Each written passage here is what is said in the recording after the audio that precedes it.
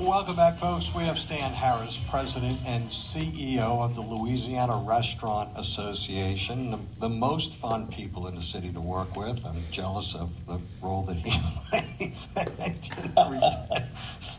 Stan, welcome to the show. Thanks, Newell. I wasn't expecting that, but thank you very much. It's a great organization and a great group of people to represent. Absolutely, it's true. They never say no. No matter what people need in the event of the aftermath of a storm or a special case where someone's down and out health-wise or otherwise, they're always there. You guys are always there. And I know that I've reached out really to the y'all backbone of the a community. couple dozen times, and you've never said no. So I've always appreciated that. So Yes, anyway, Stan, we've got an invasion. It's called the Swift Invasion coming to town, and I got to imagine your membership's happy.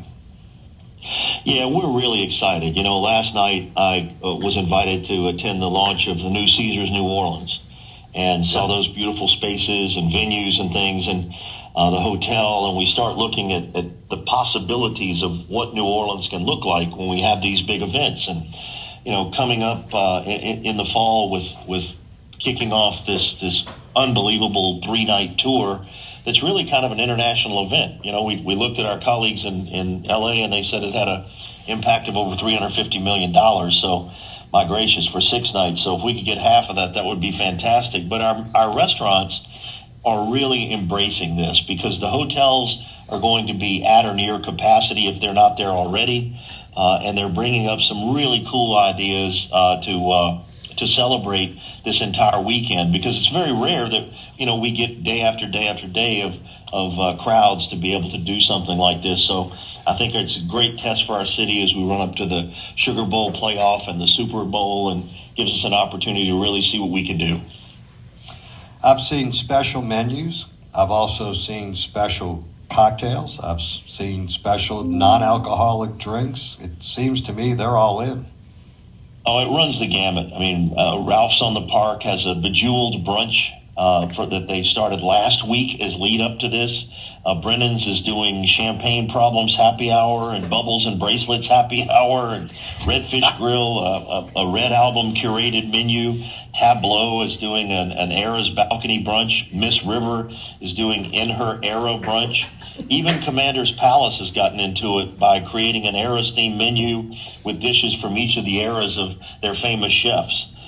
It is exciting. Gabrielle's doing an Era's theme.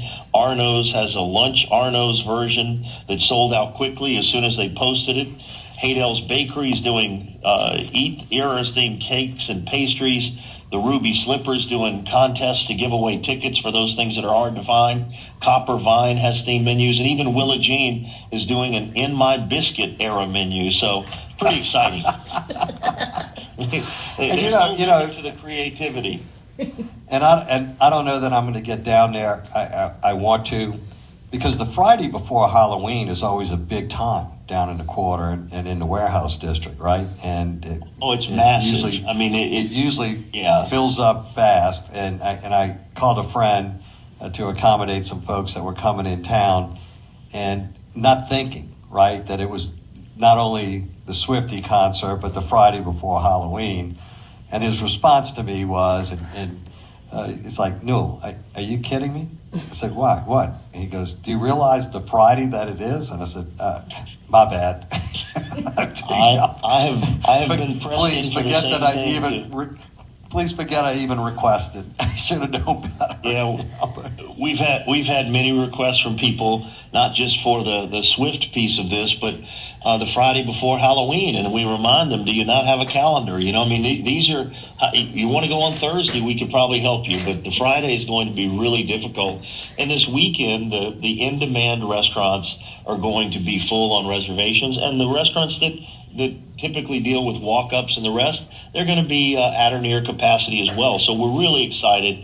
We've got some beautiful weather coming up our way, a lot of good positive things happening in the industry to be able to see us get through the fall. You know, last time we talked, we were coming out of the summer, and it was a really challenging period of time. So we get back to the fact that, hey, there's hope, there's excitement, there's enthusiasm, and we have events that are going to run, not just in the concert venue, but I mean, we got Saints and Pelicans and The Sugar Bowl being a playoff this year is going to be really exciting.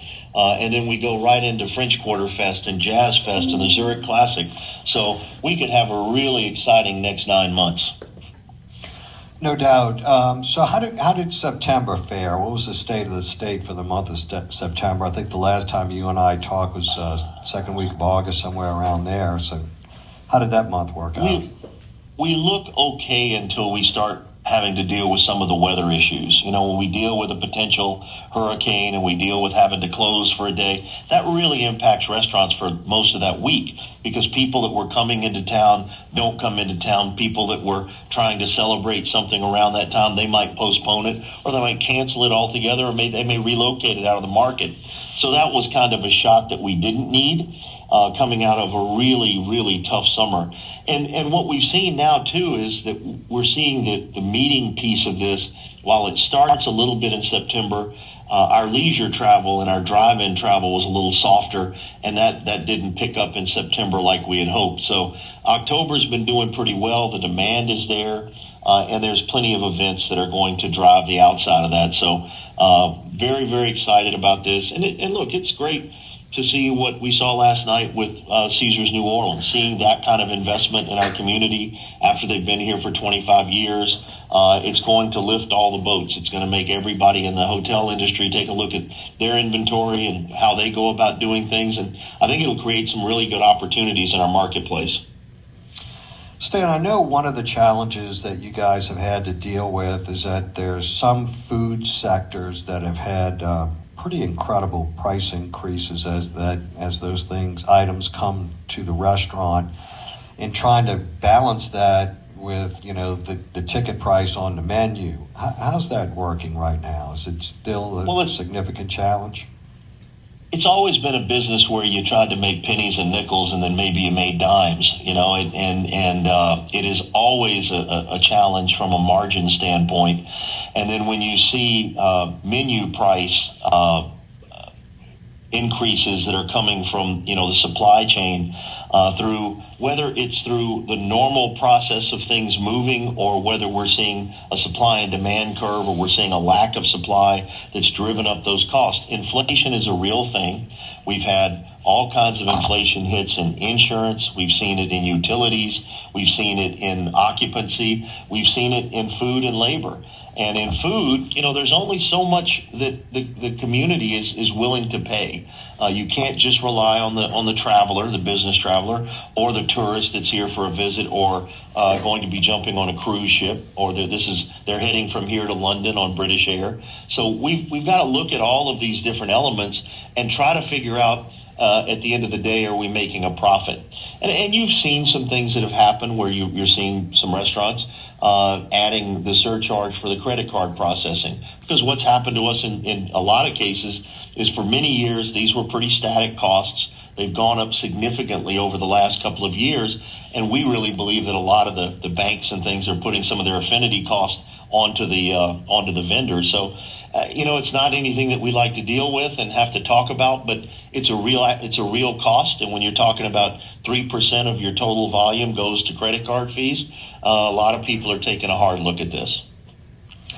Yeah, it's amazing. I mean, I know you've been in this industry a long time. I don't know that I ever thought about that, 20 years ago, 30 years ago. No, I don't think anybody thought about it, Newell.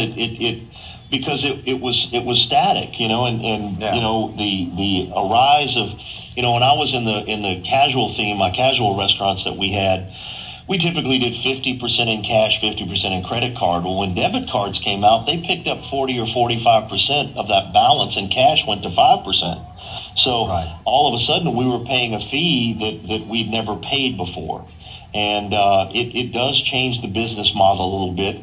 And if you can pick up a couple of points that are a pass-through cost to you that you get no benefit from, then that's absolutely a benefit. The guest gets to pay like they want to, but there's a little bit of a convenience fee for doing it that way. Absolutely.